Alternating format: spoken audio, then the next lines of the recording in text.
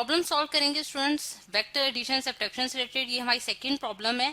अब स्टेटमेंट हम पढ़ लेते हैं स्टूडेंट्स की। Diagram shows four forces acting on a block, what is the resultant force. अब जो डायग्राम है स्टूडेंट्स वो हमारे पास कुछ ये है कि आप देख सकते हैं कि हमारे पास एक ब्लॉक है। इसको मैं यहाँ पेस्ट कर देती हूँ इस डायग्राम को, और इस ब्लॉक के ऊपर जो है हमारे पास फोर फोर्सेस जो हैं वो एग्जर्ट हो रही हैं। अब ये जो फोर फोर्सेस हैं आपने इनका क्या फाइंड आउट करना है, आपने इनका रिजल्टेंट फोर्स फाइंड आउट करनी है। अब सबसे पहले जो है हम देखते हैं कि हमारे पास जो इसमें डाटा जो हम इस डायग्राम से कलेक्ट करें, स्टेटमेंट से कलेक्ट करें, वो हमारे पास क्या है। सबसे पहले हम इनको नाम दे देते हैं फोर्सेस का। फोर्सेस F1 जो है वो हमारे पास 3 न्यूटन की फोर्स है। F2 जो है स्टूडेंट्स हमारे पास 2 न्यूटन की फोर्स है। F3 जो है वो हमारे पास कितने न्यूटन की है, 4 न्यूटन की है। और F4 जो है वो हमारे पास स्टूडेंट्स 7 न्यूटन की फोर्स है। ठीक है, ये तमाम फोर्सेस जो हैं ये एक ब्लॉक के ऊपर एग्जर्ट हो रही हैं, और हमने इनका रिजल्टेंट वेक्टर फाइंड आउट करना है, यानी कि जिसे मैं R से डिनोट कर रही हूँ, और R आपने फाइंड आउट करना है, और R वेक्टर जो होगा उसका आपने मैग्नीट्यूड और डायरेक्शन दोनों बतानी होगी। ठीक, अच्छा अब अगर हम देखें स्टूडेंट्स कि हम इसके सोल्यूशन में अगर हम जाएं तो हम सोल्यूशन जो है वो इसको, इस प्रॉब्लम को हम किस तरह से सॉल्व कर सकते हैं। उसके लिए हमारे पास जो है वो सबसे पहले जो है वो हम वेक्टर एडिशन यानी कि हेड टू टेल रूल में जो हमने पढ़ रखा है कि हेड टू टेल रूल के जरिए जो है हम बेसिकली वेक्टर्स को एड अप करते हैं। ठीक है, यहाँ मैं लिख भी देती हूँ कि by using head to tail rule, ठीक है, हम क्या करेंगे, वेक्टर्स को ऐड अप करेंगे। ठीक है, अच्छा अब अगर हम देखें कि हम ऐसा इस प्रॉब्लम को सिंप्लीफाई करने के लिए हम सबसे पहले ये करते हैं कि जो लेफ्ट साइड पे जो हमारे पास वेक्टर्स हैं उनको हम पहले ऐड कर लेते हैं, और राइट साइड के वेक्टर्स को फिर ऐड करेंगे, और फिर उन दोनों का रिजल्टेंट जो है वो फाइंड आउट करेंगे। अगर हम देखें कि सबसे पहले अगर मैं एडिशन ऑफ वेक्टर्स करूं, यानी कि F1 वेक्टर और F2 वेक्टर को ऐड अप करूं, तो हमारे पास क्या वेक्टर बनता है कि अगर मैं ग्रीन कलर से ही मैं शो करूंगी कि हमारे पास ये जो है ये हमारे पास 3 न्यूटन की फोर्स थी। ठीक है, ये हमारे पास 3 न्यूटन की फोर्स है, और हेड टू टेल के जरिए इसके हेड के साथ मुझे सेकंड वेक्टर की टेल जो है वो ज्वाइन करनी है, यानी कि ये मैं इसको पिंक कलर से डिनोट करती हूँ क्योंकि वहां मैंने इसको पिंक कलर से डिनोट किया है। ठीक है, ये मेरे पास सेकंड वेक्टर जो है वो एड अप हो गया 2 न्यूटन का। ठीक है, अब ये जो इनका रिजल्टेंट वेक्टर है स्टूडेंट्स, आप देख सकते हैं कि R जो रिजल्टेंट वेक्टर इनका अगर मैं उसको R1 का नाम दे देती हूँ, R1 जो है वो हमारे पास क्या होगा, 2 न्यूटन प्लस 3 न्यूटन। ठीक है, और वो हमारे पास R1 जो बनता है वो हमारे पास 5 न्यूटन का बनता है। यानी कि अगर मैं उसका रिजल्टेंट ड्रॉ करूँ, यहाँ ब्राउन कलर से ड्रॉ कर देती हूँ इनका रिजल्टेंट, तो वो इस डायरेक्शन में आ रहा है। ठीक है, ये हमारे पास R1 वेक्टर है जो कि 5 न्यूटन का आ रहा है। ठीक, इसी तरह बिल्कुल इसी पैटर्न को फॉलो करते हुए मैं जो है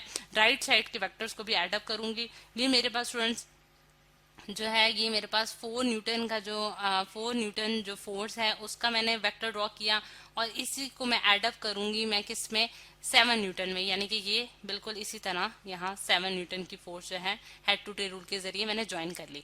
और इनका जो रिजल्टेंट है वो अगर मैं कहती हूँ कि मेरे पास R2 वेक्टर है, तो R2 वेक्टर जो है स्टूडेंट्स वो हमारे पास क्या होगा, 4 न्यूटन प्लस 7 न्यूटन हो जाएगा। और 4 प्लस 7 जब हम करते हैं तो हमारे पास आंसर क्या आता है स्टूडेंट, 11 न्यूटन स्टूडेंट्स हमारे पास का जो है वो आंसर आ जाता है। और वो जो वेक्टर होगा वो अगेन हमारे पास इसी डायरेक्शन में लाइक कर रहा होगा जो कि हमारे पास 7 जो 11 न्यूटन का होगा। ठीक, अच्छा अब ये मैंने R2 वेक्टर ज्वाइन कर लिया, और इसी तरह मैंने R1 वेक्टर भी ज्वाइन किया। जो R वेक्टर होगा स्टूडेंट्स, R वेक्टर जो होगा यहाँ मैं लिख देती हूँ कि जो हमारे पास R वेक्टर है वो बेसिकली क्या है, हमारे पास R वेक्टर जो है वो हमारे पास रिजल्टेंट होगा R1 वेक्टर का और R2 वेक्टर का। ठीक है, जो कि हमने फाइंड आउट करना है। अगर हम देखें स्टूडेंट्स कि हमारे पास जो R1 वेक्टर है वो हमारे पास इस डायरेक्शन में बन रहा था, और वो हमारे पास 5 न्यूटन का था, और R2 वेक्टर जो है वो हमारे पास इस डायरेक्शन में बन रहा है। By using head to tail rule हम इन दोनों को एड अप करेंगे, क्योंकि अब मुझे क्या करना है स्टूडेंट्स कि मेरे पास ये वेक्टर इस डायरेक्शन में है, और R2 वेक्टर जो है वो मेरे पास इस डायरेक्शन में बन रहा है। ये हमारे पास R2 वेक्टर है। ठीक है, जो कि मेरे पास कितना है, 11 न्यूटन का। ठीक है, अब मैं इसको हेड टू टेल रूल के जरिए जब ज्वाइन करूंगी तो अगर मैं देखूं कि मेरे पास अगर ये वेक्टर जो है ये मेरे पास R1 वेक्टर है जो कि मेरे पास 5 न्यूटन का है, और R2 वेक्टर जो है जो कि अगर मैं ग्रीन कलर से शो कर देती हूँ तो मेरे पास वो हेड टू टेल रूल के जरिए क्या होगा कि हेड के साथ आपने उसकी टेल मिलानी है।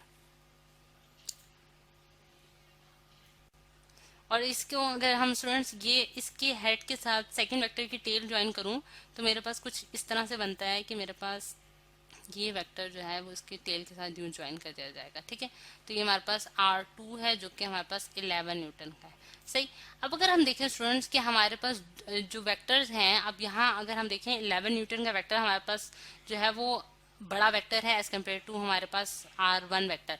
अब इसमें जब हम हेड टू टेल रूल के जरिए R फाइंड आउट करते हैं तो हम देखते हैं कि इसकी डायरेक्शन जो है वो ऑपोजिट है इससे।